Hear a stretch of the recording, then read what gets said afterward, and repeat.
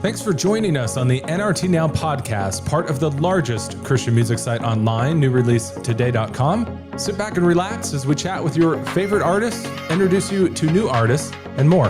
Now here's your host, Jake. Hey, welcome to episode 42.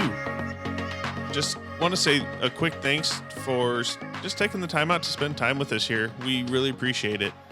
And before we get going too far here, I just want to say, I don't know why, but it always surprises me when my plans take a backseat to what God's doing.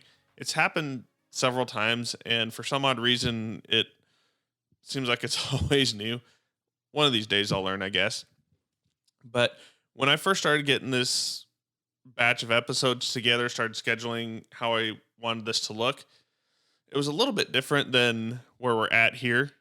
I'm really excited for how this episode pairs really well with the episodes with Fearless B&D just a couple of episodes ago, the last two episodes, I should say. And these two episodes have just been really sitting with me for the last couple of weeks. And I'm just really becoming convinced that I think the church has a really awesome opportunity through all this. And I think I've said this in varying effects, but the verse that's stuck with me, or the phrase that's really stuck with me, is see how bad I can screw this up. Be quick to listen, slow to speak, and slow to anger. I think I got that right. And that seems so contrary to what's happening in our country right now. Seems like everybody's quick to speak, quick to anger, and slow to listen. And I really think as Christians, there's a lot of value to listening, to loving, and to just really understanding where people are coming from before we speak, and before we get to anger, whether it's righteous anger or not. As I've had conversations with different family members that I've actually got to visit the last week, it's been awesome. I'm just getting more and more convinced that we need to hang back a little bit as Christians and just be that wise base to what's going on right now. And there is speak in there. I mean, it's slow to speak, but there still is that aspect of speaking. And I don't think hanging back means that we need to be silent, because I think there's a lot of stuff that we just should not and cannot be silent on. But I think being quick to listen, quick to love, slow to speak, slow to anger, and being that anchor to all that. So when everybody's tired of just all the constant hatred that's being passed around right now, just all the shouting, just all the in your face, to just have that anchor that is wise, that is patient, that is loving, and just having that place to go can have just so much power. And Josh will talk about it here in a minute. But I mean, how many times has our opinions really changed by being shouted at? Or how many people have we really convinced of anything by shouting at them? For me, personally, it's not a lot. I usually change my opinions either through conversation or I'd say prayer. That's not my strongest suit, but I mean, that's where really a lot of my opinions change and where my heart changes. So, man, I'm excited for this. I hope you stick around till the end, because there's something awesome at the end that quite honestly took me off guard when we recorded, but I'm so thankful. You're just going to have to listen till the end to figure out what it is. So without further ado, here's Josh Wilson.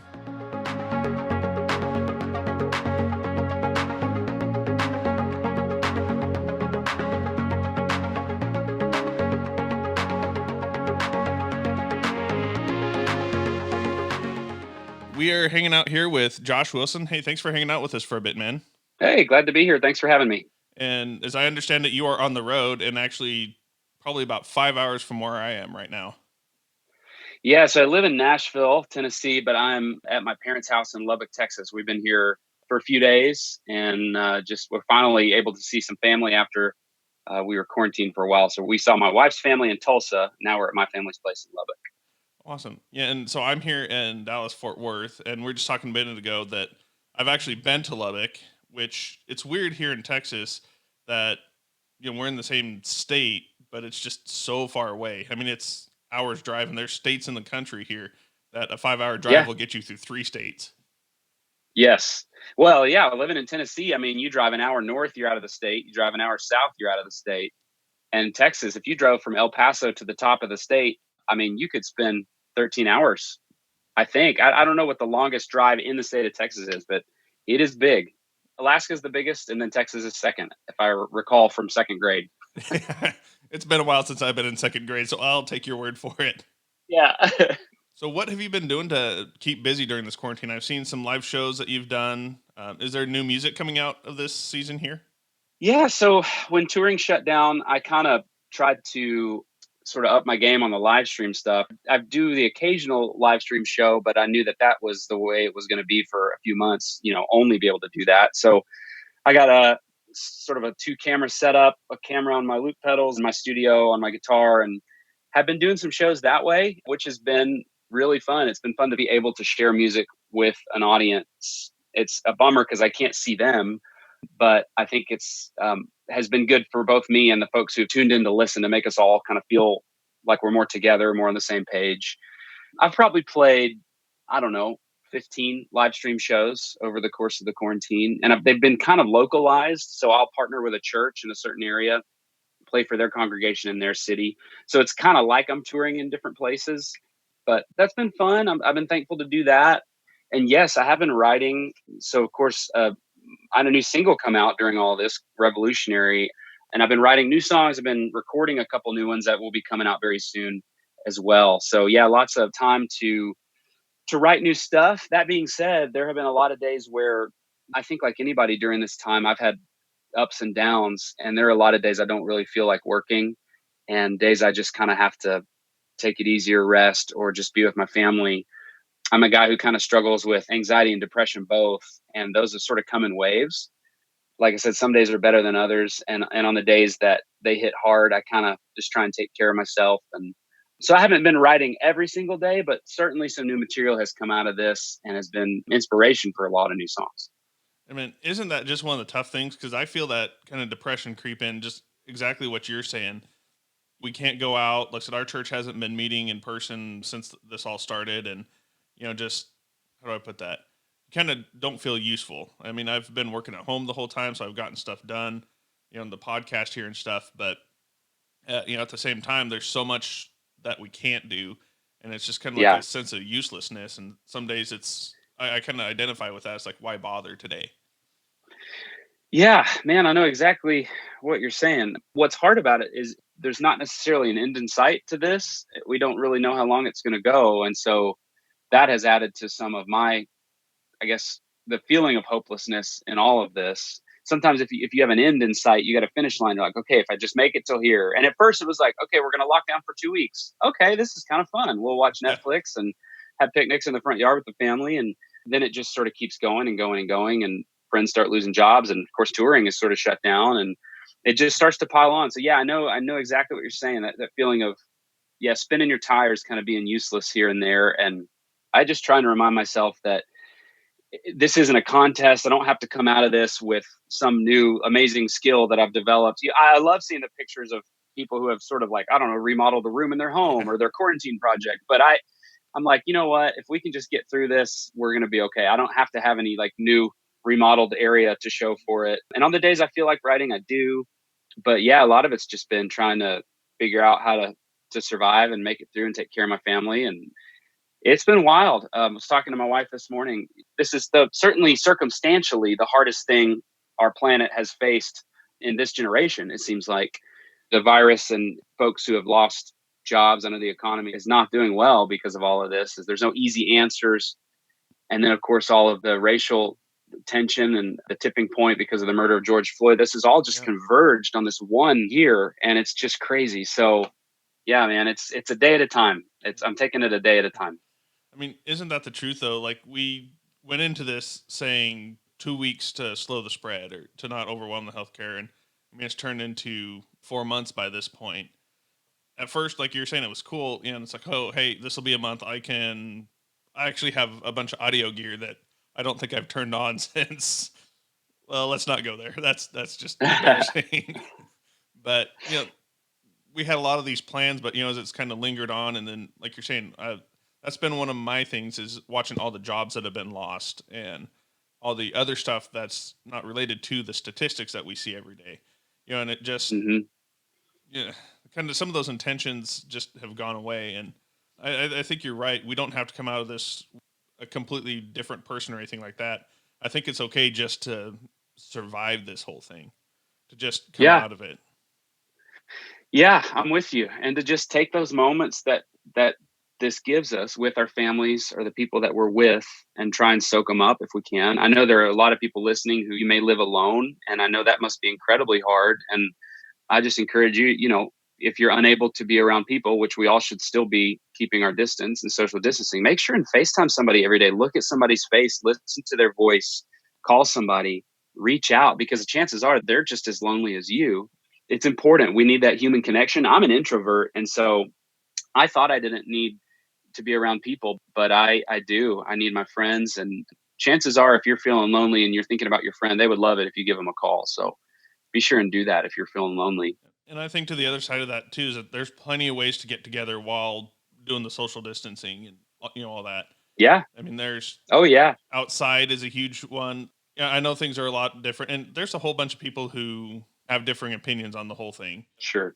I'm kind of in that boat of let's take it seriously, but let's not go crazy and hunker down and lock ourselves away in fear kind of situation. Oh yeah, man. We've done a lot of backyard meals with friends where we're able to be outside and keep a good distance. And so, yeah, there are definitely ways. I've actually played a couple of outdoor concerts in the last couple of weeks, which has been fun to actually see people be on a stage in front of a real audience. It's been a blast to see folks. So yeah, there are definitely ways we can be with each other. And I know a lot of churches are gathering and figuring out safe ways to do that. And you're right. We all have to kind of figure out what's best for our current situation, where we are and how it's looking in our area and the guidelines. But yeah, I think the important thing is, I heard a doctor say it's not social distancing, it's physical distancing. We don't need to socially distance. We have to connect with each other. Otherwise, you and I, we're talking right now about depression. That's going to lead to a mental health crisis, I think, in our country if we're not connecting with each other. So we don't need to socially distance. We need to physically distance and figure out how to do that safely. So many churches have harped on us for years, us churchgoers for years, about connecting in small groups and getting involved with small groups and, the importance of connecting with people. And I mean, there's entire pastor departments related to small groups and getting together. Now this is, we're kind of at that weird spot of like, that's still important. And that idea of community is still very, very important. But yeah, we've done that in our community group. We met on Zoom for a while, and then a few weeks ago, we actually met in someone's backyard. We all got together and shared a meal. And yes, small groups, even, outside of a pandemic, that's a wonderful way to connect with your church members, especially if you go to a bigger church. You need to have those connections where people know your name. They know if you're not there one week, they can keep up with you. And that's been a big part of connection for our family, because I tour, is to be able to get together with a smaller group of people who can really keep tabs on me and my family. And yeah, I'm a big fan of the small group. Yes. Kind of shifting gears a little bit. You're talking about your looping, having the camera on your looping pedal. I've got to say that, oh man, it was, I want to say over a decade ago. I know this is making me feel old. Sorry, dude. But me too. We're in the same boat. You were at a show in Casper, Wyoming a ways ago. I think you're on tour with Big Daddy Weave, if I remember correctly. Yep. That sounds right. It's been a long ways ago. And that was probably the first time that I was fully immersed into the looping scenario. It was just you, your acoustic guitar, and I don't know how many looping pedals, 1 or 2 probably. And that was probably the first time that I was exposed to that whole looping setup. Before a lot of people have started doing it on YouTube and all that kind of stuff. I mean, what got you going on that idea? Well, so I started the loop pedal thing just out of necessity, because when I first started playing shows, I couldn't afford to take a band, and I wanted to have some way of backing myself and making the sound a little bit bigger. And so I played mostly coffee shops and youth groups, and I went and picked up a Boss loop pedal, sort of taught myself how to use it, and just took off from there. And so for those of you unfamiliar with the loop pedal, it's a pedal that you step on and you can play your guitar. You stomp on the pedal and it starts recording what you're playing, and then you stomp on it again and it starts to play back what you just recorded. And then that starts to loop, and you can add a second layer and a third layer. And so by the end of the song, it can kind of sound like you have, as many guitars as you want. You can add as many layers as you want to, 5, 6, 10 guitars. And your sound, it can be way bigger than if you were just playing one instrument by yourself. And man, that's how I've toured for a long time. I've played with a band some. My favorite way to play is solo. I love being able to improvise and sort of be impromptu on different sounds and parts of songs that I can experiment with in real time. And recently I've started doing what I call the solo experience. And it is me on stage with 10 instruments. I play all 10 of them and I loop them all. And so they're around me in a big circle. It's acoustic guitar, electric guitar, bass, drums, keys, harmonica, shakers, percussion, ukulele, mandolin. And I'll start a song on guitar and I'll play the guitar part. And then I'll step on the looper. It'll start playing back. And then I'll set the guitar down.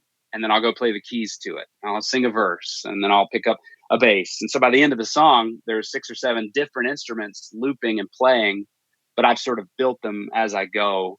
On each verse, I'll add a new instrument. And so that's kind of has been my project of the last couple years, is to try and take my looping game to the next level and loop multiple instruments.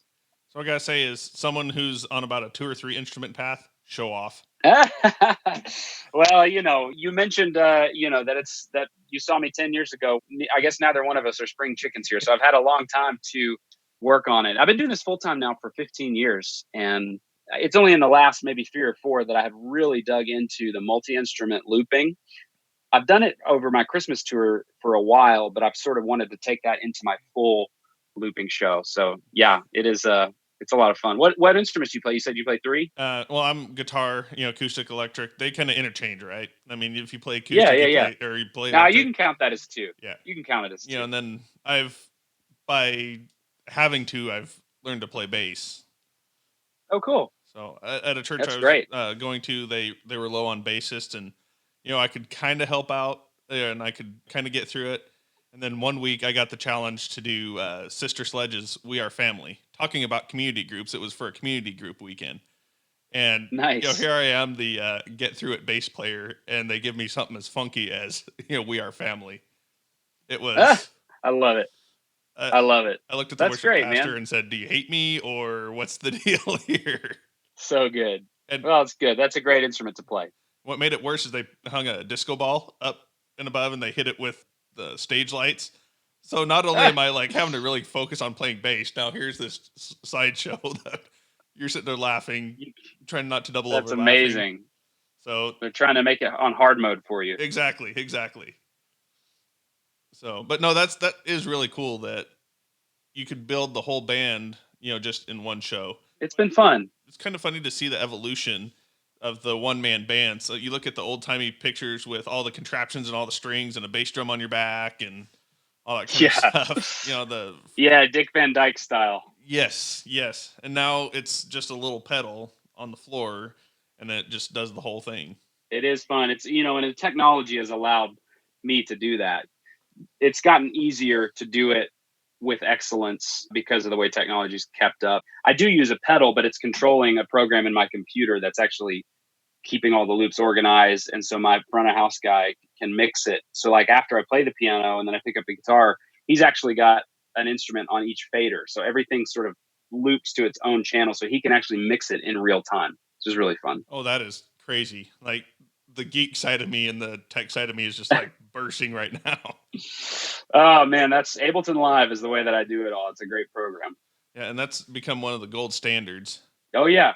Yeah, that's how most people run their tracks. And it's, it's how I do my loops. I don't really run tracks. I sort of build the tracks live, but yeah, you can do whatever you want with that program. And it's allowed me to, to take a song like Revolutionary or some of my other singles, like That Was Then, This Is Now, or Borrow. And, those are big sounds on the records. For me to just play acoustically, it's not quite the way I want to get across the sound. And so it allows me to make it sound more like the record, but I'm playing everything myself. It makes me want to just get out I don't have the looper pedal like the Boss, but I have Line 6 stuff everywhere. And it seems like Yeah. every piece of Line 6 gear has a looper in it somewhere. Yeah. I use the Line 6 Helix for all my effects. You can use that. Those of you who aren't nerds like us, just tune out for 30 seconds. I can use the Line 6 as a MIDI pedal, and you can map all your buttons in Ableton. And that's how you can control through that pedal. So yeah, I'm a big fan of that. So I've started with the MIDI. I just upgraded my electric rig to both an HX Effects and an HX Stomp, which is kind of like the poor man's Helix here. I've got one of those too. Those are great. Yes. Well, I kind of went Really with great. a best of analog and best of digital. So I have an analog drive pedal. I have a couple of analog reverbs because I just like those better. The nerd stuff, the gearhead stuff. Yeah. But so good. Just the MIDI. And those of you who just fell asleep, you can wake up now. Come back to us. Yes. Let's resuscitate. Yes. We won't go into all the MIDI details of that, but. Yeah, there you go. Oh, man. So you said you've been doing this for 15 years full time. So let's talk about Josh's favorite subject, Josh. Or maybe not the favorite subject. I won't put words in your mouth.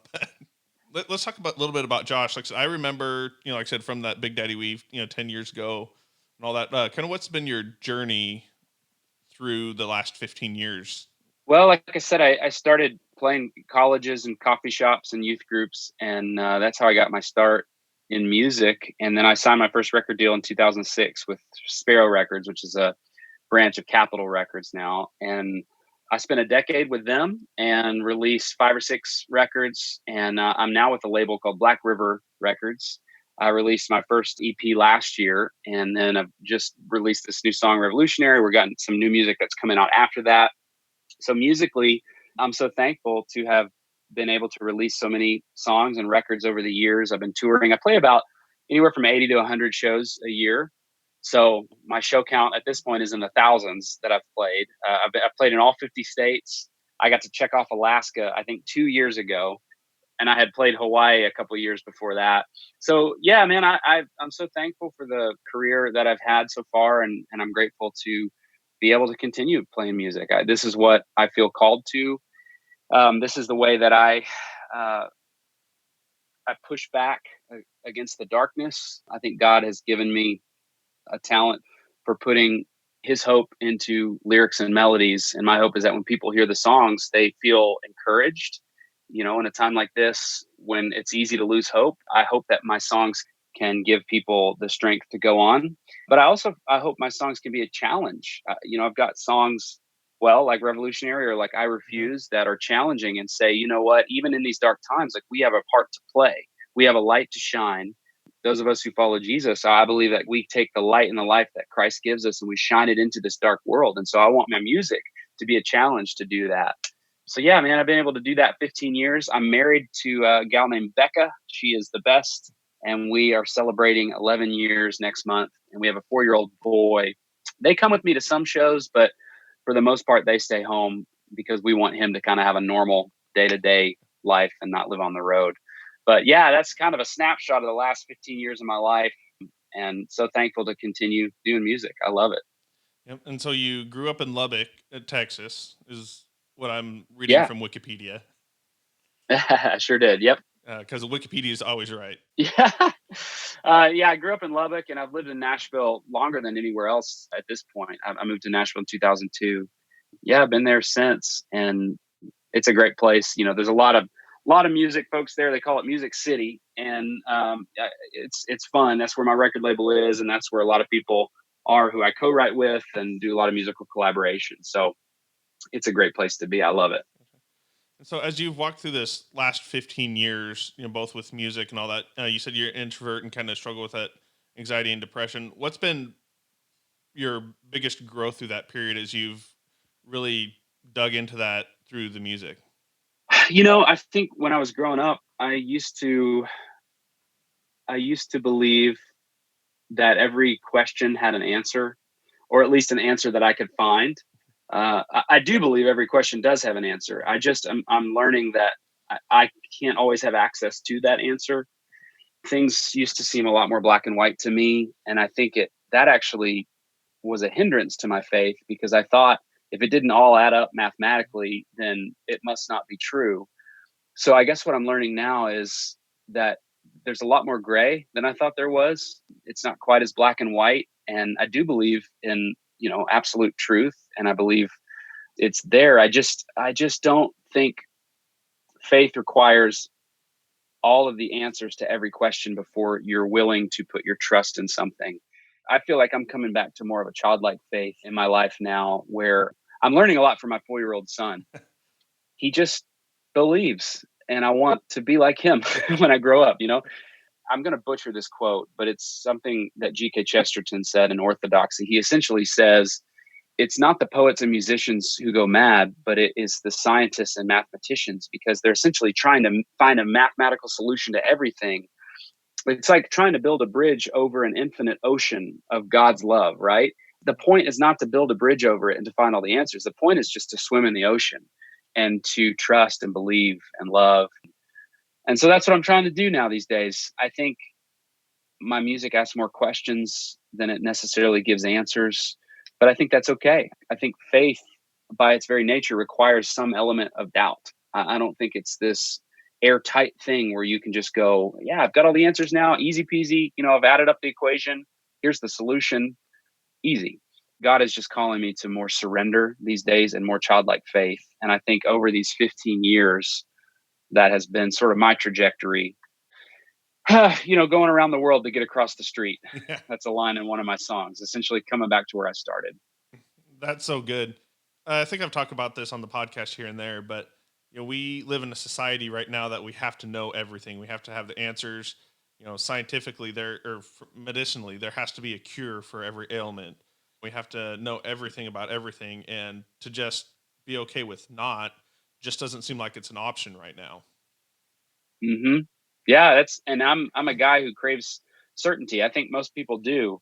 I used to feel like I had to have this tight grip on everything. And at this point, I'm just trying to sort of open that grip and live in that posture and say, God, I'm going to have to trust you. And again, take this day at a time. My song Borrowed talks about that.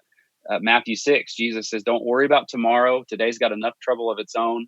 And I think he's teaching us to take it one day at a time, and to just, for me, sometimes one breath at a time. And that's what I'm learning. And personally, I'll admit I'm terrible about that. I am absolutely terrible about that. Me too. Oh man, I got to relearn it just about every hour. And this quarantine has just shown that in ugly, ugly colors for me personally. My wife is so tired about hearing coronavirus, mainly because I've over worried about it.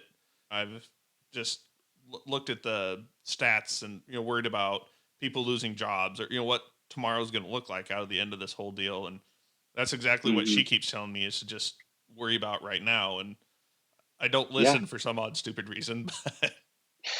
Oh, well, you're in good company. I think you look at Jesus' disciples, how many times he had to remind them, that it's going to be okay. And I'm in the same boat, man. I think that's a reason that we do continue to meet together as believers, is to remind each other, hey, this is good. This is true. This is real. This is a good path.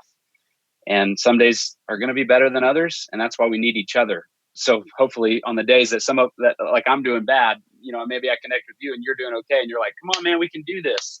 I think that's what a body of believers can do for each other. Yeah. And that's the strength in numbers. And we're talking a little bit about baseball, about casual baseball fans. Well, actually, I'm a little bit more than casual, but if you kind of go back to baseball as an analogy, I mean, that's the power of a team in baseball, is if one person's slumping at the plate, then you may have another person that's just tearing it up at the same point, and it all kind of balances out to hopefully a solid team. Yeah. Yeah. I think that's a great analogy. It's a good way to put it. And some days you need to sit on that bench. Yes. You need somebody to hit for you. That's okay.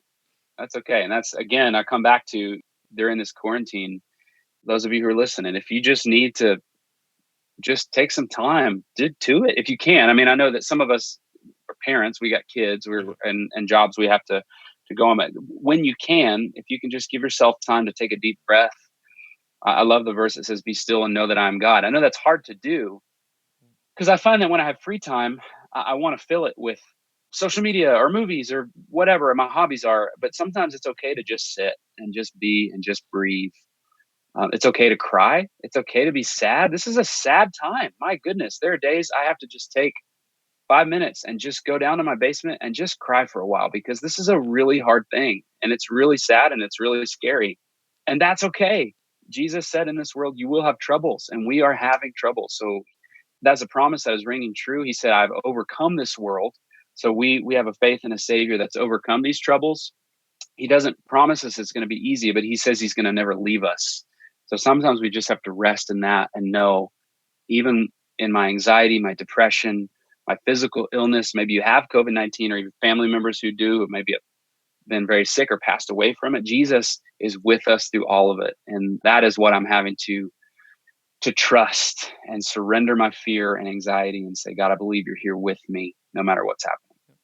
And one of the things that I know I've said it here a few times, but I say it a lot is, in that verse, you say, be still and know that I'm God. In so many translations, there's a comma, be still, comma, and know that I'm God. I mean, it's not like just kind of settle down. It's like an intentional be still. Yeah. And I think, especially right now, everybody, or in today's society, I should say, everybody's so busy, you got to fill up the calendar, and that be still is so tough. Yes. Very hard, but so important. You were saying also that you released Revolutionary, which we're talking about just everything going on, worrying about tomorrow and all that. There's so much other junk that's going on besides COVID right now.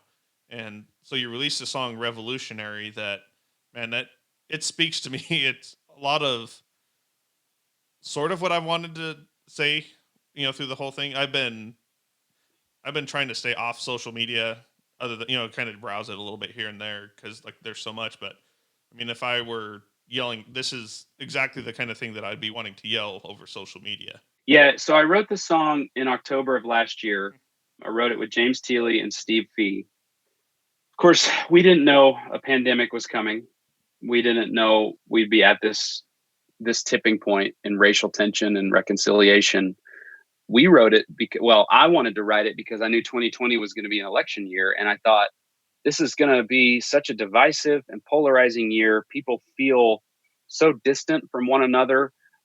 Even when we couldn't get close, or even we could get close physically, we felt so far apart. And I just think that we're led to believe that we are more different than we actually are. No matter where you are, wherever you find yourself on the political spectrum, I don't think we are as polarized as social media and the news makes it out to be. I think if we were to sit down and have a meal together and learn each other's names and laugh and tell stories, we have so much in common with people of different political views than us. That's why I wrote Revolutionary in the first place. So that's the first verse. It says, maybe you're not like me. Maybe we don't agree. Maybe that doesn't mean we've got to be enemies. We're not enemies. In regards to the presidential election, we all live in the same country. We are and on the same team here. I think that there's common ground to be found. And so I wanted to inject some kindness into the situation and say, hey, we can disagree, and we can do so in a kind way. We can have a conversation instead of a shouting match. And my friend James had that line, why does kindness seem revolutionary? We wrote the lyrics, when did we let hate get so ordinary? Let's turn it around. Let's flip the script, judge slow, love quick.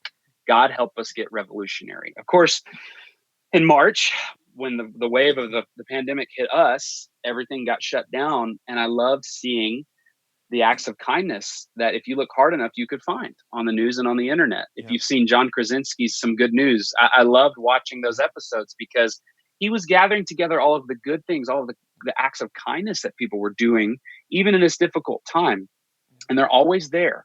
I love this quote by the late, great Mr. Fred Rogers. He said, when I was a kid and I used to see something scary on the news, my mom would always say, look for the helpers. There are always people helping.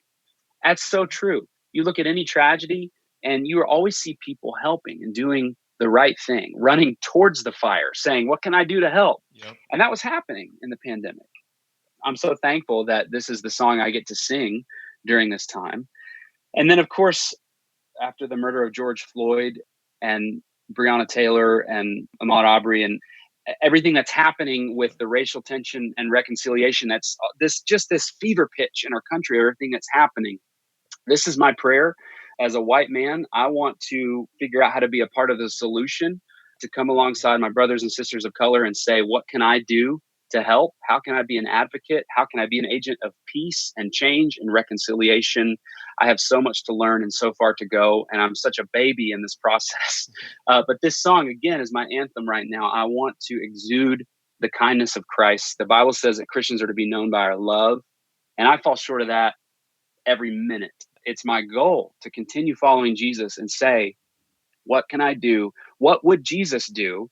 And the answer to that is, of course, he would love first. That's the bridge of this song. And you've probably seen those bracelets, HWLF. He would love first.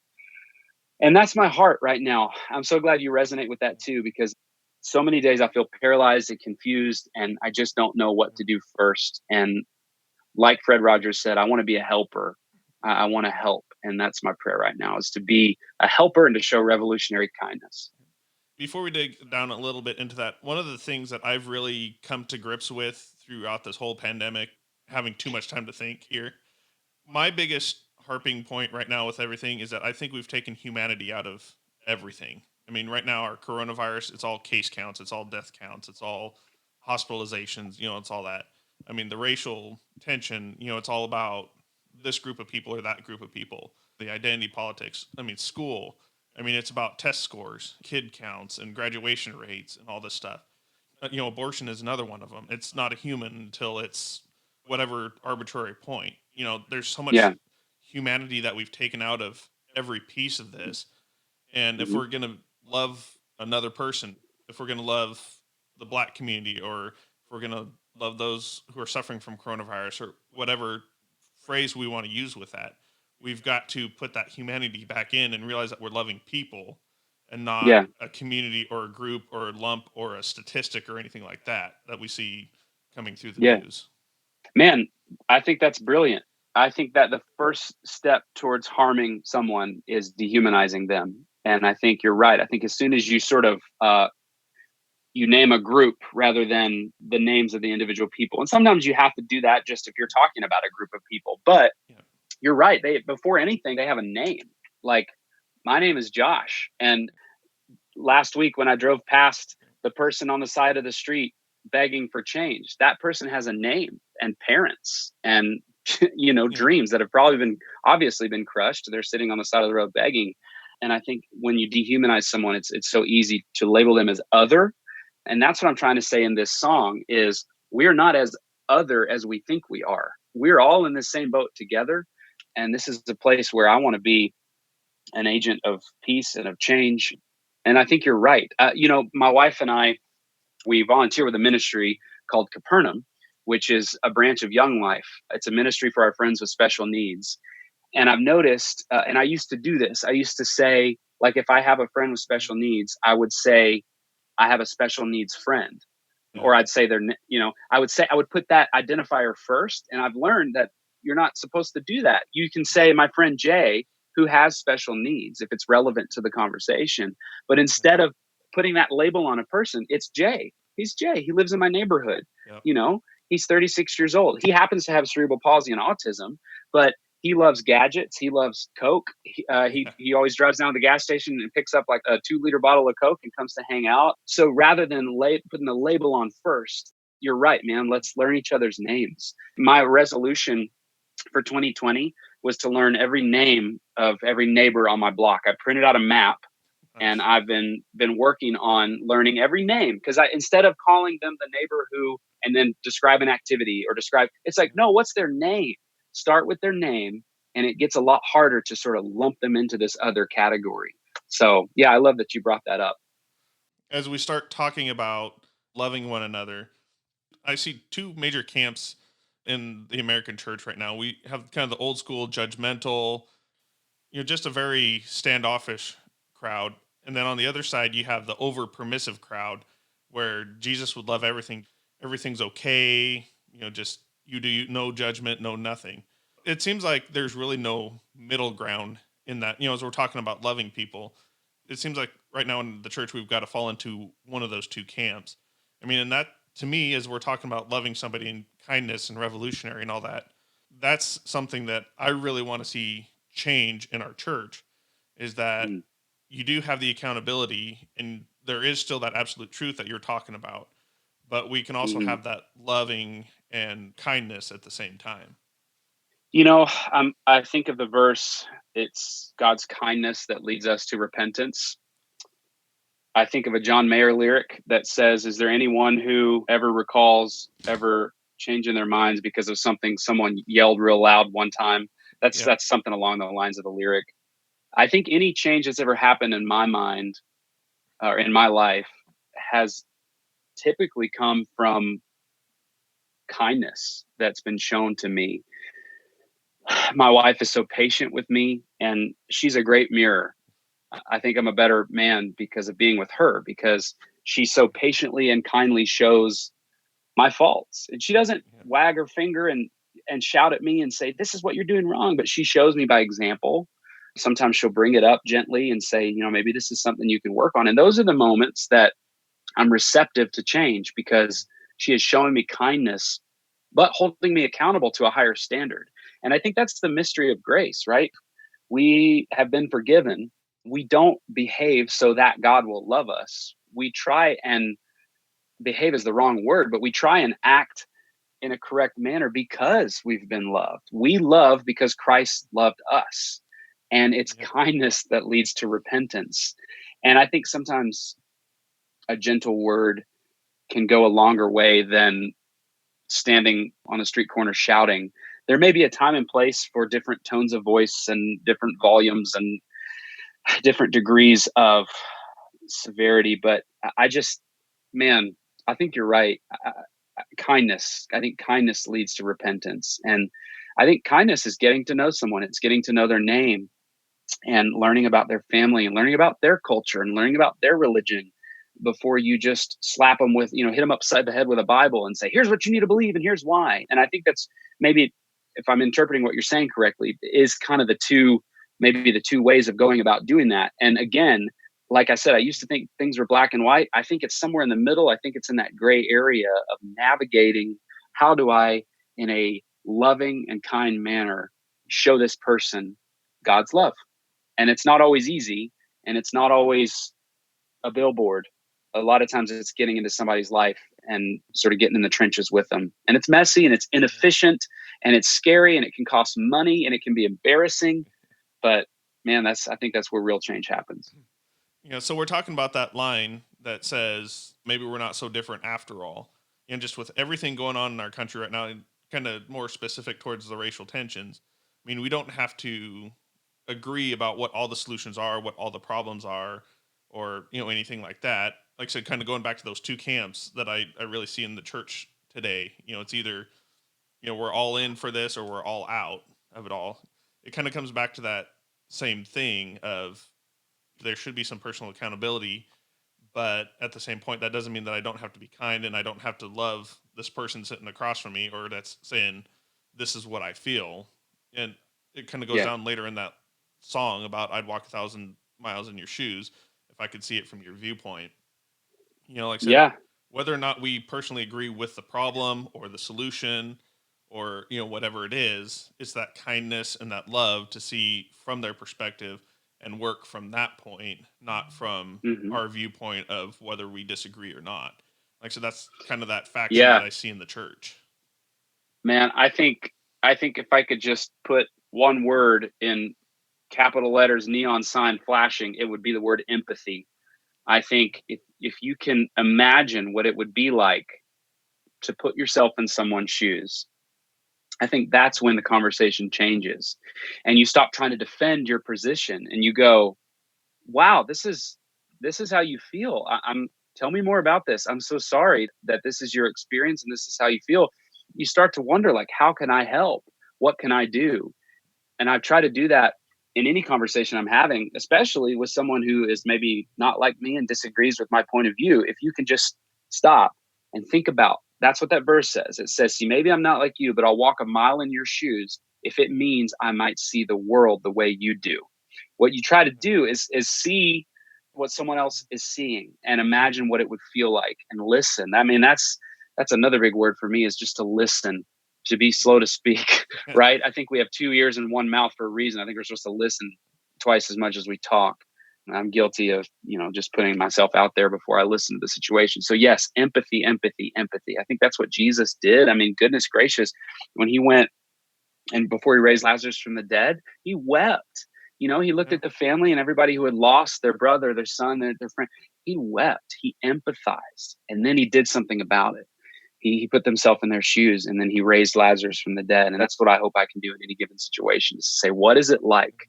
And that's, I think, again, as a white man, I think I don't know what it's like to be a person of color in this country. And that's something I'm trying to listen to and learn from and ask what I can do and how I can help. And I'm trying to be as empathetic as I possibly can.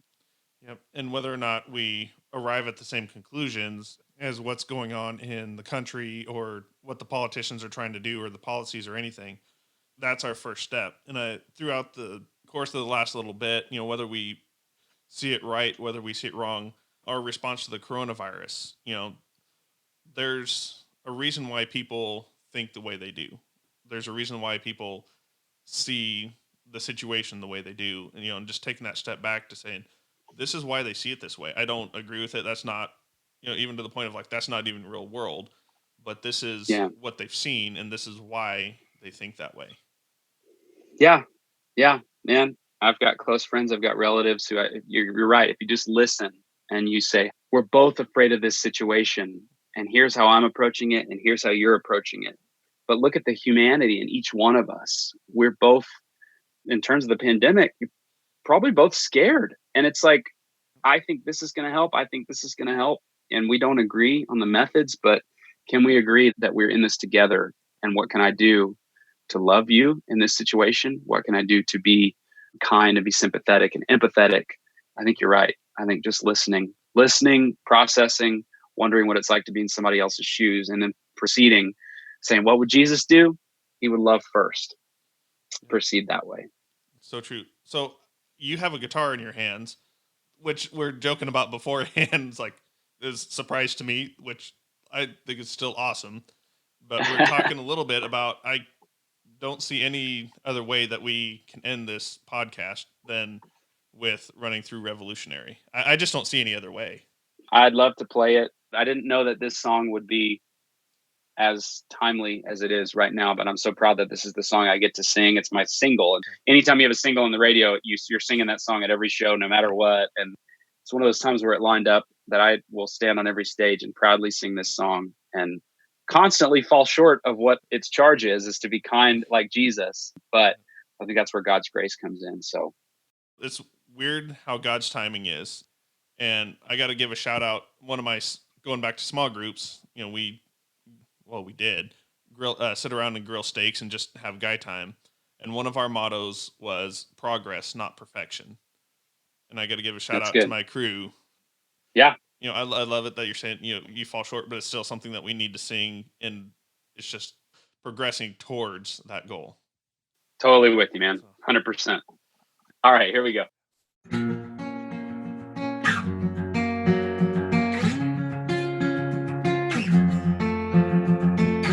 Maybe you're not like me. Maybe we don't agree. Maybe that doesn't mean we gotta be enemies. Maybe we just get brave, take a big leap of faith, call a truce so me and you can find a better way.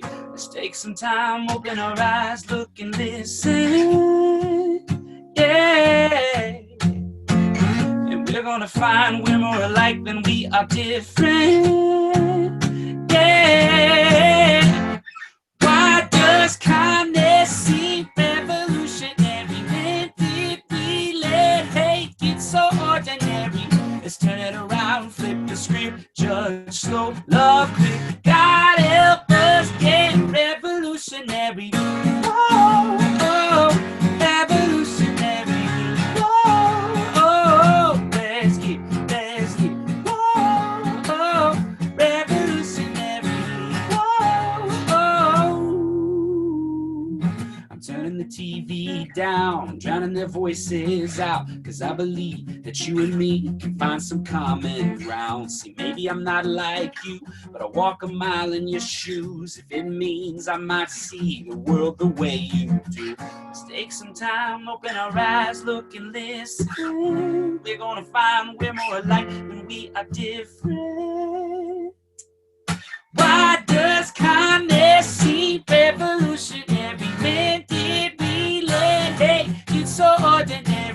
Let's turn it around, flip the script, judge slow, love quick. God help us get revolutionary. Whoa, oh, revolutionary. Whoa, oh, let's get, oh, oh, revolutionary. Whoa, oh, what would Jesus do? He would love first. He would love first. What would Jesus do? He would love first. He would love first. So we should love first.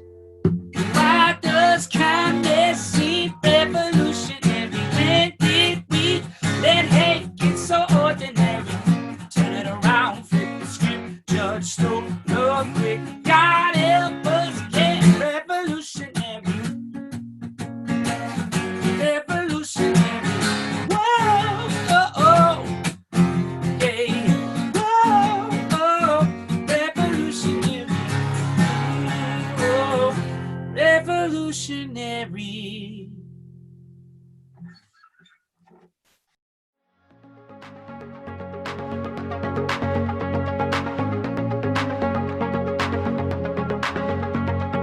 Thanks for hanging out with us for this episode of the NRT Now podcast. Be sure to subscribe on Spotify, Apple Podcasts, Stitcher, or wherever you listen to podcasts. And special thanks to Neon Feather for providing our theme music. Make sure to check out newreleasetoday.com and our socials for more great content. See you next episode.